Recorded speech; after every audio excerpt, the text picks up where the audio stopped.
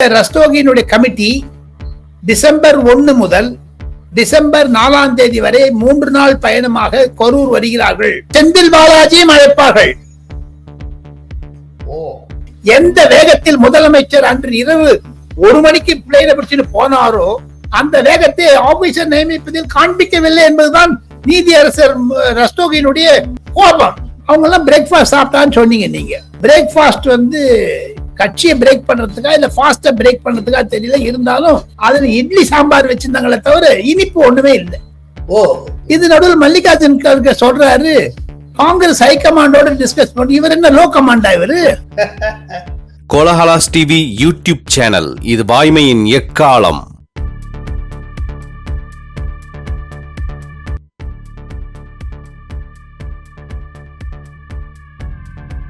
வணக்கம் நண்பர்களே. அரசியல் பரபரப்பு மிகுந்த சூழ்நிலையில் அத்தனை விவகாரங்கள் குறித்து அலசவும் ஆராயவும் பத்திரிகை உலக ஜாம்பவான் டெல்லியார் ராஜகோபாலன் அவர்கள் டெல்லியிலிருந்து காணொளி மூலம் நம்மோடு இணைகிறார். நம்முடைய விவாத அரங்கத்தில் இணைந்து கொள்ளுகிறார்.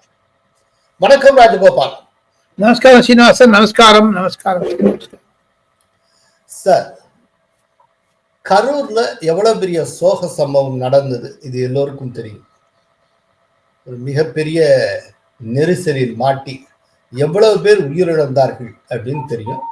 அது தொடர்பா உச்ச நீதிமன்றம் ஓய்வு பெற்ற நீதிபதி அஜய் ரஸ்தோகி தலைமையில் ஒரு பேனல் ஒன்னைய ஃபார்ம் பண்ணாங்க. அந்த பேனலுடைய மேற்பார்வையில சிபிஐ என்கொயரி நடக்கும் என்றும் உச்ச நீதிமன்றம் உத்தரவிட்டது. நம்ம அடிக்கடி சிபிஐ என்கொயரி நடந்து கொண்டிருப்பது பற்றி செய்தித்தாள்கள்ல பார்க்கிறோம், ஊடகங்கள்ல பார்க்கிறோம். ஆனால் இந்த பேனல் இருக்குல்ல, அஜய் ரஸ்தோகி தலைமையிலான பேனல், அது அப்படியே என்னமோ ரெஸ்ட் எடுத்துட்டு இருக்கிற மாதிரில சார் இருக்கு. அந்த பேனல் என்ன செய்கிறது? இப்ப எப்போ அவங்க கரூருக்கு வராங்க, என்ன செய்ய போறாங்க, ஏதாவது தகவல் உண்டா? அந்த ரெஸ்ட் எடுத்ததுக்கு காரணம் தமிழக அரசாங்கத்தினுடைய ஒத்துழையாமை தான் காரணம். நோடல் ஆபீசர் கொடுக்கவே இல்லை. தமிழ்நாடு அரசாங்கம் 1 மாசம் டிலே பண்ணாங்க. அந்த ரஸ்தோகியினுடைய கமிட்டி டிசம்பர் 1 முதல் டிசம்பர் 4ஆம் தேதி வரை 3 நாள் பயணமாக கரூர் வருகிறார்கள். அங்கு இருக்கக்கூடிய லோக்கல் அட்மினிஸ்ட்ரேஷன் எஸ்பியும் டிஎஸ்பியும் கலெக்டரையும்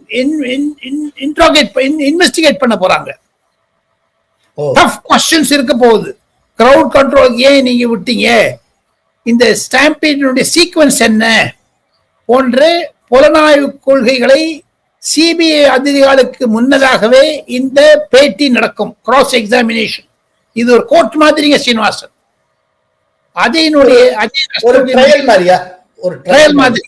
ட்ரையல் மாதிரி அந்த அஜய் ரஸ்தோகி முக்கிய எண்ணம் என்ன என்று கேட்டால், சுப்ரீம் கோர்ட்டினுடைய அக்டோபர் 12ஆம் தேதியினுடைய தீர்ப்பு அமைப்பு அதுல என்னன்னு கேட்டீங்கன்னா, justice for victim is the core objective. Okay, பாதிக்கப்பட்டவர்களுக்கு நீதி அப்படின்னா பாருங்க, பேனல் கூட சொல்லியிருக்காங்க, no external influence will be accepted in probe. சிபிஐக்கு சொல்லியிருக்காங்க. சிபிஐ கிட்ட என்ன பண்ணீங்கன்னா தோலை உச்சிடுங்கிறார். யாரு? அஜய் ரஸ்தோகி. அதையும் தவிர ஒரு லிஸ்ட் ஒன்று ப்ரிப்பேர் பண்ணியிருக்காரு அஜய் ரஸ்தோகி. என்ன லிஸ்ட்னு கேட்டீங்கன்னா, கரூர் அட்மினிஸ்ட்ரேஷனோட என்னென்ன கேள்வி கேட்கணும்னு ஒரு பள்ளம் தோண்டி இருந்தாங்களோ. அது என்ன சீனிவாசன்? அதுல என்னன்னா, ஒரு பள்ளம் இருந்ததாகவும் இப்போ அவசர அவசரமா அந்த பள்ளம் மூடப்பட்டு சரி செய்யப்பட்டு விட்டதாகவும் நம்ம கேள்விப்படுறோம். நான் ஸ்பாட் விசிட் பண்ணல, நான் கேள்விப்பட்ட சொல்றேன். ஆக மொத்தம் இந்த 3 நாள் பிரயாணமானது மிக மிக அரசியலில் திருப்பத்தை கொண்டு வரும். சார், இப்போ இந்த பேனல் கரூருக்கு வர்றாங்க, இன்வெஸ்டிகேட் பண்றாங்க, அப்புறம் என்கொயரி பண்றாங்க அப்படின்னா, இப்போ அவங்க ட்ரையல்ல விஜய்க்கு கேள்வி கேட்க வாய்ப்புண்டா? விஜய்க்கு அழைப்பாங்களா? விஜய் அழைப்பாங்க, செந்தில் பாலாஜியும் அழைப்பார்கள். விஜயினுடைய ஆர்குமெண்ட்ஸ் எல்லாம் சுப்ரீம் கோர்ட்ல சொல்லியாச்சு. செந்தில் பாலாஜி ஏன் அந்த நிருபர் கூட்டத்தை கூட்டினார்? போதாத வரைக்கும் தமிழ்நாடு இருக்கிற ஏடிஜிபியும் இந்த ஹோம் செக்ரட்டரி எதற்காக நிருபர் கூட்டம் வைத்தார்கள்? அந்த சாட்சிகளை கலைக்கவா? காரணம் என்ன என்று கேட்டால் சீனிவாசன், 2 நீதிபதிகள் அஜய் ரஸ்தோகியிடம் ஓபன் கோர்ட்ல சொன்னதோட நான் திருப்பி சொல்றேன், ரிப்பீட் பண்றேன். Justice for victim is the core objective of this panel. Okay, அப்ப என்ன அர்த்தம்? நீங்க சொல்லுங்க பாப்போம், தமிழ்ல சொல்லுங்க பாப்போம். ஓகே, பாதிக்கப்பட்டவர்களுக்கு நீதி கிடைக்க செய்வதே இந்த விசாரணை குழுவினுடைய நோக்கம். சுப்ரீம் கோர்ட்டுடைய ஆர்டர் அது, அந்த தீர்ப்பிலேயே இது இருக்கு, இந்த இருக்கு. சோ இத வச்சு பாத்தீங்கன்னா கண்டிப்பாக செந்தில் பாலாஜியும் அழைப்பார்கள், விஜயும் அழைப்பார்கள். விஜய்க்கு அந்த டிபோசிஷன் பை தமிழ் வெற்றி கழகத்துடைய ஆபீஸ் பேரஸ்ல கொடுத்துட்டாங்க ஏற்கனவே. இருந்தாலும் ஆதவ அர்ஜுனா இவங்கெல்லாம் போய் பார்த்து கொடுத்துட்டு வந்துட்டாங்க. இது நாம் சொன்னது ஒரு அலசலாக, அதாவது புரிதலுக்காக இருந்தாலும் இது பற்றி அரசியல் ரீதியாக எப்படி வரும் என்பதை நாம் ஒரு 2 நிமிடம் விவாதித்தாக வேண்டும். சீனிவாசன், தேர்தலுக்கு முன்னதாக, தேர்தல் இன்னும் 3 மாதங்கள் இருக்கக்கூடிய பின்னணியில் SIR உடைய அந்த பணி துவங்கிருக்கக்கூடிய நிலைமையில் பின்னணியில் போதாத குறைக்கு தமிழகத்தில் இருக்கக்கூடிய சிபிஐ ஆபீசர்ஸுக்கும் தமிழக போலீசாருக்கும் இடையே இருந்த ஒரு கசப்பு தன்மையும், தமிழக அரசாங்கம் ஏன் 1 மாத காலம் நீட்டடித்து அந்த கோஆர்டினேட்டிங் ஆபீசரை போடாத டிலே பண்ணாங்க சீனிவாசன், அரசியல் காரணத்துக்காக. எந்த வேகத்தில் முதலமைச்சர் அன்று இரவு 1 மணிக்கு பிளேனை பிடிச்சிட்டு போனாரோ அந்த வேகத்தை ஆபீசர் நியமிப்பதில் காண்பிக்கவில்லை என்பதுதான் நீதியரசர் ரஸ்தோகியினுடைய தாபம், கோபம். அதாவது நோடல் ஆபீசர் போடுறதுங்கிறதுல தமிழக அரசு ரொம்ப மெத்தனம் காட்டியது. காரணம் என்ன என்று கேட்டால், அஜய் ரஸ்தோகி தலைமைச் செயலாளருக்கும் டைரக்டர் ஜெனரல் ஆஃப் போலீஸுக்கும் சென்ற 1 மாதத்திற்கு முன்னதாக ஒரு இமெயில் அனுப்பிச்சிருக்காரு. நாங்கெல்லாம் சென்னைக்கு வரப்போறோம், எங்களுக்கு வந்து யார் கோஆர்டினேட் பண்ணுவாங்க, அந்த எங்களுக்கு தமிழ் சொன்னாலும் அவன் ஹிந்தி தெரிஞ்சவனா இருக்கணும் வரவன், அந்த உங்களுக்கு நோடல் ஆபீசர். அவருடைய பின்னாடி என்ன, ஒரு சீஃப் செக்ரட்டரி ஒரு பதில் போடாது இருந்தாருன்னா காரணம் என்ன என்று கேட்டால், சீஃப் செக்ரட்டரி முதலமைச்சருடைய அனுமதிக்காக வெயிட் பண்ணியிருந்தாரா? இந்த கேள்வி எல்லாம் வரும்போது இப்ப ஒண்ணுன்னா அதை காலதாமதமாக்கியது ஏன்? இந்த ஒருங்கிணைப்பாளர் என்ன பண்ணுவாருன்னு கேட்டீங்கன்னா, அந்த ரஸ்தோகி அழைச்சிட்டு வருவாங்க. தமிழ்நாடு கவர்மெண்ட் லாஜிஸ்டிக்கா அவருக்கு இருக்கிறதுக்கு இடம், காரு, பாதுகாப்பு இதெல்லாம் கொடுக்கணும். அதுக்காக இந்த நோடல் ஆபீசர் பேரு. இது எந்த விசாரணை கமிஷனுக்கு பண்ணக்கூடிய ஒரு நியதி, அது தர்மம். அந்த விசாரணை கமிஷன்ல டேர்ம்ஸ் அண்ட் ரெஃபரன்ஸ் இருக்குது. இதை செய்யாது இருந்த தமிழக அரசாங்கத்தின் மீது அஜய் ரஸ்தோகி தாபத்துடன் இருக்கிறார் என்பதுதான் என்னுடைய அலசல் சீனிவாசன். ஓகே, பட் இப்ப அஜய் ரஸ்தோகி இவ்வளவு கோபத்தோட இருக்கிறது, இந்த மாதிரியான விஷயங்கள் கடைசியா இது தொடர்பான ஒரு பேனல் அறிக்கைன்னு ஒண்ணு கொடுப்பாங்க இல்லையா, இவங்களுடைய ரிப்போர்ட், பேனல் ரிப்போர்ட். அந்த ரிப்போர்ட்ல திமுக அரசுக்கு ஏதேனும் பாதிப்பை உருவாக்குமா? ஒரு needle of suspicion goes towards டிஎம்கேங்கிற மாதிரி தான் வருங்க. ஏன் தெரியுமோ, 3 அறிக்கை கொடுத்துட்டாங்க அந்த சிபிஐ டீம் அஜய் ரஸ்தோகிக்கு. ஓகே, அந்த பீரியாடிக்கலா சப்மிட் பண்ணனும். அது இதுவரைக்கும் 3 கொடுத்துட்டாங்க. எவ்ரி மந்த் 25th கொடுக்கணுங்க. இந்த மாசம் கொடுத்தாச்சுங்க. Okay okay. அத பேஸ் பண்ணிட்டு இவர் வரப்புறாரு. எந்தெந்த ஆபீசர் என்கொயரி பண்ணாலும் அவரும் இருப்பாங்க அந்த கும்பல்ல. தமிழ்நாடு போலீஸ் அதிகாரிகளும் இருப்பார்கள். இது அதிகார வருமானம் இருந்தாலும் விசாரணை நடத்திய சிபிஐ அபிஷியல்ஸ் இருப்பாங்களா? இருப்பாங்க, அவங்களும் இருப்பாங்க. அது போதாத வரைக்கும் சுப்ரீம் கோர்ட்டால் நிர்வகிக்கப்பட்ட தமிழ் அறிந்த அயல் மாநிலத்தினுடைய ஐபிஎஸ் ஆபீசர்ஸ் வரப்போறாங்க அதுல கூட. ஆமா, அந்த பேனல்லயும் இருக்காங்க இல்லையா?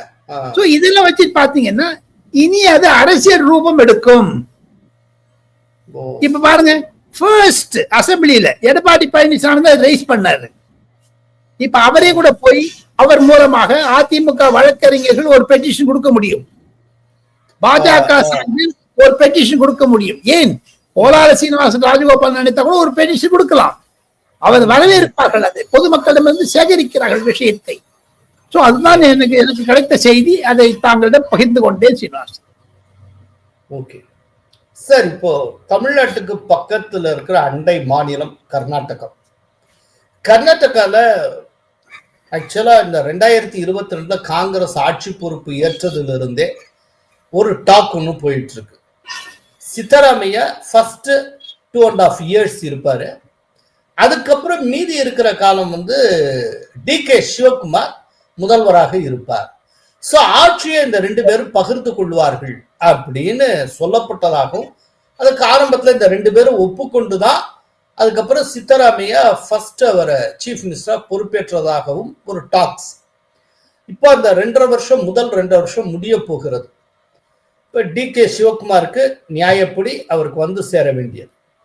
ஆனால் சித்தராமையா என்ன இப்ப சொல்றாருன்னா, முழு 5 ஆண்டு காலமும் நானே இருப்பேன் அப்படிங்கிறாரு. அதற்காக டி.கே. சிவகுமாருடைய ஆதரவாளர்கள் டெல்லிக்கு போறாங்க, முகாமிடுறாங்க, காங்கிரஸ் மூத்த தலைவர்களை சந்திக்கிறாங்க, கேன்வாஸ் பண்றாங்க, என்னமோ நடக்குது. இதுக்கு இடையில ஒரு பெரிய இது ஒரு 1 or 2 daysக்கு முன்னால டி.கே. சிவகுமார் வந்து ஒரு எக்ஸ் பதிவிட்டு இருந்தார். அவர் என்ன சொல்லியிருந்தார்னா, word power is world power. சொன்ன வார்த்தையை காப்பாற்றுவதே ஒரு மாபெரும் ஃபோர்ஸ், ஒரு மாபெரும் சக்தி. அது நீதிபதியாக இருந்தாலும் சரி, ஜனாதிபதியாக இருந்தாலும் சரி, யாராக இருந்தாலும் சரி, சொன்ன வார்த்தையை காப்பாற்ற வேண்டும் அப்படின்னு சொல்லி அவர் ஒன்றும் சொல்லியிருந்தார். அதற்கு பதிலாக சித்தராமையா ஒரு எக்ஸ் பதிவு விட்டு இருந்தார். அவர் வந்து word is not power unless it sells for people அப்படின்னு சொல்லி அவர் ஒன்று சொல்லியிருந்தார். மக்களுக்கு எந்த நன்மையும் செய்யவில்லை என்றால் அந்த வார்த்தை ஒரு பெரிய சக்தி ஆகாது அப்படின்னு சொல்லி ஏதோ ஒரு ஸ்கீம், அவர் பெண்களுக்காக கொண்டு வந்த ஸ்கீம், அதை கோட் பண்ணி இதை நான் தொடங்கி வைக்கிறதுல மகிழ்ச்சி அடைகிறேன்னு அவர் ஒரு எக்ஸ் போட்டிருந்தார். இந்த சூழ்நிலையில தான் இன்றைக்கு மார்னிங், அதாவது சனிக்கிழமை காலையில இந்த 2 பேரையும் ஒன்று சேர்த்து ஒரு பிரேக்ஃபாஸ்ட் மீட்டிங் ஒன்று மல்லிகார்ஜுன கார்கே வந்து ஆர்கனைஸ் பண்ணினார். அப்புறம் எல்லாம் முடிஞ்சது எல்லாம் 2 பேரும் ரொம்ப சுமூகமா இருக்காங்க அப்படின்னு சொல்லி மங்களம் பாடிட்டாங்க. அதுக்கப்புறம் டி.கே. சிவகுமார் வந்து பேசுறப்ப என்ன சொல்லியிருக்காருன்னா, பிரசிட்ட இந்த முதல்வர் மாற்றம் அப்படிங்கிறதுல என்னுடைய தொண்டர்கள் ஆர்வமாக இருந்தால் நான் அவசரப்படவில்லை அப்படின்னு சொல்லியிருக்கிறார். Large number of party workers want you to take charge as CM, sir. I don't want anything. I don't want it. I'm not hurrying anything. My party will take at the right time. அதாவது எனக்கு அதுல அக்கறை இல்லை, ஆர்வம் இல்லை. சித்தராமையாவே முதல்வராக கடைசி வரை தொடர்வார் அப்படியெல்லாம் அவர் சொல்லல. நான் அவசரப்படலை அப்படின்னு தான் சொல்றேன். நான் அவசரப்படல, இன்னைக்கு இல்லைன்னா நாளைக்கு பார்த்துக்கலாம் அப்படிங்கிற அந்த டோன்ல டி.கே. சிவகுமார் சொல்லி இருக்கிறார். இன்னைக்கு இது பற்றின ஒரு டிபேட் டைம்ஸ் நோல போச்சு. அதுல நீங்களும் பங்கு பெற்றிருந்தீர்கள். ஆமா, really quick fix किया है, but I don't think that is going to be a permanent solution. The meeting is a flop one. இந்த என்டையர் மேட்டர் பத்தி உங்களுடைய அபிப்பிராயம் என்ன? கர்நாடகா குழப்பம், இந்த குழப்பத்திலிருந்து சித்தராமையா தோல்வி அடைந்தார், சிவகுமார் வெற்றி அடைந்தார். என்ன சார், சித்தராமையா தானே சார் முதல்வராக தொடர போகிறார், அப்புறம் சித்தராமையா தோல்வி அடைந்தார்னா அது எப்படி? அவர் கேபினட் எக்ஸ்பேன்ஷன் பண்ணணும்னு நினைச்சிருந்தார் சீனிவாசன். ஓகே, கேபினட் எக்ஸ்பேன்ஷன் பண்ணிட்டு சிவகுமார் ஆட்கள் எல்லாம் 6 பேர் இருக்காங்க, அவங்களெல்லாம் கட் பண்ணிட்டு புதுசா கொண்டு வரணும்னு நினைச்சாரு. சிவகுமார் சொல்லிட்டாரு, no nothing doing, no cabinet expansion. அதுவே பெரிய மூக்குழப்பு. இப்ப பாருங்க, சீனிவாசன் டிசம்பர் 1 குளிர்கால பாராளுமன்ற கூட்டத்தொடர் ஆரம்பிக்க இருக்கிறார். டிசம்பர் 8 பெல்காவ்ல கர்நாடகா அசம்பிளி கூட இருக்கிறது. அப்பொழுது ஒரு பட்ஜெட் பிரசன்ட் பண்ண போறார். அதுல 18வது முறையாக பண்ண போற அந்த ஹிஸ்டரியில இவர் போகணும், இவர் பேர் வரணும். அந்த கர்நாடகாவிலேயே முதல் முறையாக நிதியமைச்சராகவும் முதலமைச்சராகவும் பல ஆண்டுகள் இருந்தது 18 முறை பண்ணிருக்கார். அதனால அவர் வந்து 18 மட்டும் பேசிட்டு இருக்கார் சித்தராமையா. ஆக மொத்தம் ஒரு ஸ்ட்ராட்டஜி ஒர்க் அவுட் பண்ணிருக்கேன்னு சித்தராமையா அந்த நிருபர் கூட்டத்தில் சொன்ன ஸ்ட்ராட்டஜி என்னன்னு கேட்டீங்கன்னா, யூனியன், அதாவது அந்த மந்திரி மண்டல் விச்சரிப்பதை நிறுத்தி வைத்திருக்கிறேன் நான் நிதி நிலை அறிக்கையை சமர்ப்பிப்பேன். கர்நாடகா காங்கிரஸ் தலைவராக சிவகுமார் நீடிப்பார். இது 3 அக்ரிமெண்ட் ஆயிடுச்சு. இப்போ அவங்க எல்லாம் பிரேக்ஃபாஸ்ட் சாப்பிட்டான்னு சொன்னீங்க நீங்க. அது பிரேக்ஃபாஸ்ட் வந்து இந்த கட்சியை பிரேக் பண்றதுக்கா இல்ல ஃபாஸ்டா பிரேக் பண்றதுக்கா தெரியல. இருந்தாலும் அதுல இட்லி சாம்பார் வச்சிருந்தாங்களே தவிர இனிப்பு ஒண்ணுமே இல்லை. ஓ, இனிப்பு இல்லாத பிரேக்ஃபாஸ்ட். ஒருவேளை அதுல கலந்துட்ட முக்கிய தலைவர்களுக்கு எல்லாரும் சுகர் பிரச்சனை இருக்கலாம் சார். கசப்பாவும் இருக்கலாம் இல்லையோ, அரசியல் கசப்பும் இருக்கலாம் இல்லையோ. என்ன ஒரு இனிப்பு செய்தி எதிர்பார்த்தும் ஆனா கசப்பு செய்தி வந்ததாகத்தான் கருதுகிறேன். இதற்கும் தமிழகத்தை செல்வ பெருந்தகை என்ற திமுகவுடன் கூட்டு போடுறேன்னு ஒரு அறிக்கை விட்டாரு பாருங்க. அவரே கையெழுத்து போட்டு மத்திய அரசாங்கம் மத்திய காங்கிரஸில் எந்த தூதுக்குழு வருகிறது, திமுகவுடன் பேச இருக்கிறது சொல்லி ஒரு ஐ வாஷ் பண்ண அந்த அறிக்கையில கூட திமுகவுடன் பேச்சுவார்த்தை சொல்ல கூட்டணி கட்சிகளுடன் கலந்துரையாடலை தொடங்க அப்படின்னு தான் சொன்னாங்க. ஒரு மொழிகள் அவசர கோலம் அள்ளி வீசப்பட்டது. அதே மாதிரிதான் கர்நாடகாவில் நடந்திருக்குங்க. ஆக மொத்தம் டி.கே. சிவகுமாருக்கு வெற்றி, நம்ம சித்தராமையாவுக்கு தோல்வி. எனினும் இதுல 3 காந்திகளிடையே இருக்கக்கூடிய குழப்பங்கள் வெளியே வர ஆரம்பித்து விட்டது. 3 காந்திகள் என்றால் சோனியா காந்தி, ராகுல் காந்தி, பிரியங்கா காந்தி. இந்த 3 காந்திகளுமே அயல் நாட்டில் இருக்கிறார்கள். துபாயில் இருக்காங்க அந்த அம்மா. அந்த பிரியங்கா காந்தி துபாயில் இருக்காங்க. ராகுல் காந்தி வந்துட்டாரு. அவர் இப்போ டர்க்கிலேன்னு வந்தாரு முந்தா நேற்று ராத்திரி. அவங்களுக்கு இன்டர்னல் பிரச்சனை எல்லாம் எக்ஸ்டர்னல் பிரச்சனை அதிகமா இருக்குது காங்கிரஸ் கட்சிக்குள்ள தலைமைக்கு. இது நடுவில் மல்லிகார்ஜுன் கர்கே சொல்றாரு காங்கிரஸ் ஹைகமாண்டோட டிஸ்கஸ் பண்ணி. இவர் என்ன லோ கமாண்டா இவரு? இது நடுவில் இன்னொன்னு பாருங்க. இந்த துருக்கியிலிருந்து வந்த ராகுல் காந்தி அவசரமாக மல்லிகார்ஜுன் கர்கே மகன் பிரியங்க் கர்கே வரவழைக்கிறார் டெல்லிக்கு. அவருடன் பேசுகிறார், அவருடன் தூதுக்குழு அனுப்புகிறார். ஆனால் சிவகுமாரோடையோ இல்ல சித்தராமையோட பேசுறார். 2.5 2.5 2 பேரும் கமிட் பண்ணிருக்காங்க ராகுல் காந்தி. அததானே சிவகுமார் இன்சிஸ்ட் பண்ற. உங்க வீடியோ கூட நேற்று பார்த்து நீங்க அனுப்பிச்சிருக்கீங்க, அத்தை சொல்லிருக்கீங்க. அதுல அது ஒரு இன்சிஸ்ட் பண்ணதுனால ராகுல் காந்திக்கு மூஞ்சி கிடையாது. மூஞ்சி மறைச்சுன்னு இது மல்லிகார்ஜுன் கார்கே மீண்டும் போக்கஸ்ல வர்றாருன்னா அது சித்தராமையாக்கு அவுட். மல்லிகார்ஜுன் கார்கே அப்ப டபுள் வேமி. அதுல பாருங்க, இப்போ அப்பாவும் காங்கிரஸ் தலைவர், பையனும் தூதுக்குழு.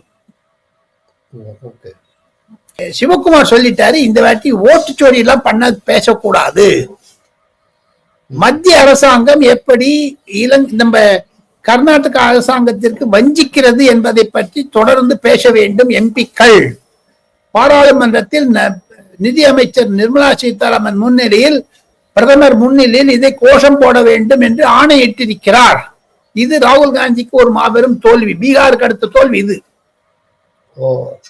1ஆம் தேதி கார்த்தால கர்நாடகா காரங்கள்லாம் பேனர் பிடிச்சுன்னு இருப்பாங்களே தவிர பார்லிமெண்ட்டுக்கு வாசல்ல ஓட்டுச்சோரி பத்தி மறந்துடுவாங்க. எல்லாரும் எஸ்ஐஆர் பத்தி மறந்துடுவாங்க. இதிலிருந்து தமிழக திராவிட முன்னேற்ற கழகம் கற்றுக்கொள்ள வேண்டிய பாடம் என்ன என்று கேட்டால், ஓட்டுச்சோரின்னு போக முடியாது, ஹிந்தின்னு போக முடியாது, சமஸ்கிருதம்னு போக முடியாது, அமித்ஷா ஒழிகன்னு போக முடியாது, ஆர்.என். ரவி ஒழிகன்னு போக முடியாது. ஆக மொத்தம் இது ராகுல் காந்திக்கு ஒரு அழுத்தம். காங்கிரஸ் இந்தி கூட்டணியில் இருக்கக்கூடிய தோழமை கட்சிகள் அந்தந்த மாநில பிரச்சனைகளை பிரபலப்படுத்த வேண்டும், விவாதிக்க வேண்டும் என்பதுதான் இந்த கர்நாடகா சொல்லும் செய்தி. ஓகே சார், இந்த பேசுறப்போ ஒன்று சொன்னீங்க, சித்தராமையா தன்னுடைய பட்ஜெட்டை பெலகாவில சப்மிட் பண்ண போறாருன்னு. ஆக்சுவலா நம்ம வியூவர்ஸ் எல்லாரும் பெங்களூர்ல தானே சார் விதான் சௌதா இருக்கிறதா நினைக்கிறாங்க. ஏன் பெலகாவில சப்மிட் பண்றாரு? ரெண்டு இது உண்டாங்க கர்நாடகால. அதான் இது நேயர்களுக்கு போய் சேரணும், அதுக்காகத்தான் நான் கேட்கிறேன். 2 அசம்பிளி இருக்கு. எப்படி காஷ்மீர்ல 2 இருக்கோ அந்த மாதிரி, எப்படி மகாராஷ்டிரால 2 இருக்கோ அந்த மாதிரி, மொத்தம் 6 ஸ்டேஷன் அந்த மாதிரி இருக்குங்க. இப்போ இப்போ கர்நாடக மகாராஷ்டிரால பாத்தீங்கன்னா சில கூட்டம் வந்து மும்பைல நடக்கும், சில கூட்டம் நாக்பூர்ல நடக்கும். ஆமா, அது அவளுடைய ஒரு இப்போ அதே போல கர்நாடகத்துல பெங்களூர்ல சில இது நடக்கும், சிலது பெல்காம்ல நடக்கும். இது வந்து ரொம்ப நாள் நடந்துட்டு வருதுங்க, இன்னைக்கு நேற்றுன்னு இல்லைங்க சீனிவாசன். அதான். குறைந்தது ஒரு 30-40 வருஷங்களாக நடந்து வரக்கூடியது. எப்படி ஜனாதிபதியினுடைய ஓய்வு இல்லம் ஹைதராபாத்திலும் இருக்கிறதோ, ஹிமாச்சல பிரதேசத்திலும் இருக்கிறதோ, அந்த மாதிரி அங்க வின்டர் தான் இங்க வந்துருவாங்க. அதே மாதிரி இப்ப பாருங்க ஜம்முல நடக்கும், ஜம்மு காஷ்மீர் அசம்பிளி பாருங்க எப்படி. சார், இப்போ உங்க ஃபேவரட் ஏரியா செய்தி துளிகள். செய்தி துளி 1.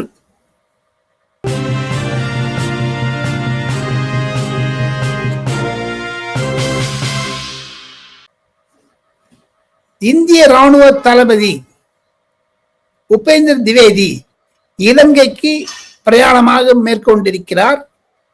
அதில் கச்சத்தீவை பற்றி பேசியிருக்கிறார். சைனாவிலிருந்து அம்மன் தோட்டைக்கு ரகசிய கப்பல்கள் வருவதை பற்றி எதிர்ப்பு தெரிவித்திருக்கிறார். பிரதமர் நரேந்திர மோடியிடமிருந்து திசநாயக ஜனாதிபதிக்கு ஒரு கடிதமும் கொண்டு போயிருக்கிறார். இந்திய அரசாங்கத்தினுடைய பாதுகாப்பு கொள்கைகளை விளக்கி கூறியிருக்கிறார். செய்தி துளி 2.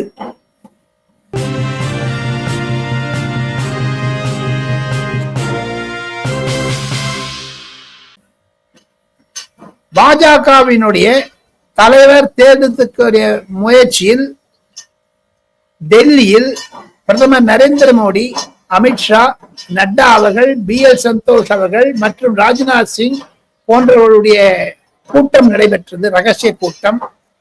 அதில் உத்தரப்பிரதேசத்திற்கு முதலாவதாக உத்தரப்பிரதேச மாநில பாஜக தலைவரை ஓரிரு நாட்களில் நியமிப்பார்கள். அது முடிந்தவுடன் தேர்தல் அட்டவணை லக்ஷ்மண், ஆந்திர பிரதேசனுடைய பிஜேபி MP மூலமாக தேர்தல் அதிகாரி அவர்தான், 5 அல்லது 6 தேதி வாக்கில் 16ஆம் தேதி 17ஆம் தேதி டிசம்பர் மாதத்திற்குள் JP நட்டா அவர்களுக்கு அடுத்ததாக வரக்கூடிய பாஜக தலைவரை தேர்ந்தெடுக்கக்கூடிய தேர்தல் பணிகள் ஆரம்பமாக இருக்கின்றன. அதற்கான தேர்தல் அட்டவணை ஓரிரு நாட்களில் வெளியிடும் என்பதுதான் செய்தி துளி சீனிவாசன். செய்தி துளி 3.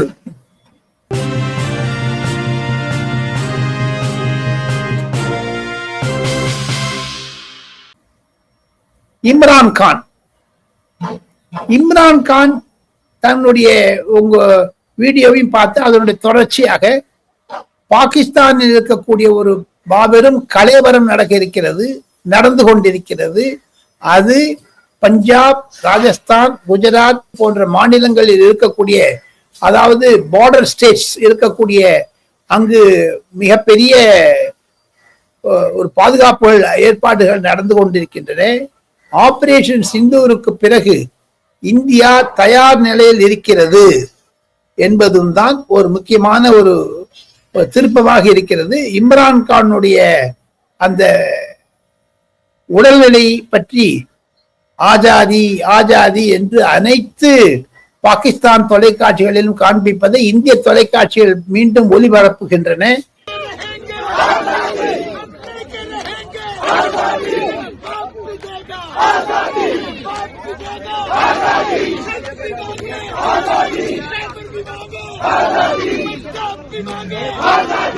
பாகிஸ்தானில் குழப்பம் இருக்கிறது.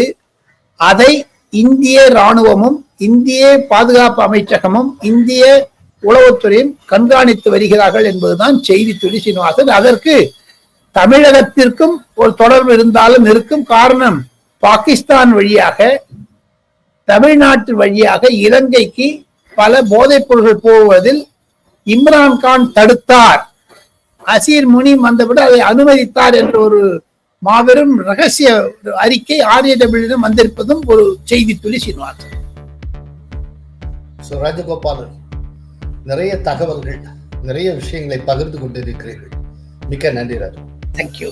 கோலஹலாஸ் டிவி யூடியூப் சேனல் இது வாய்மையின் எக்காலம்.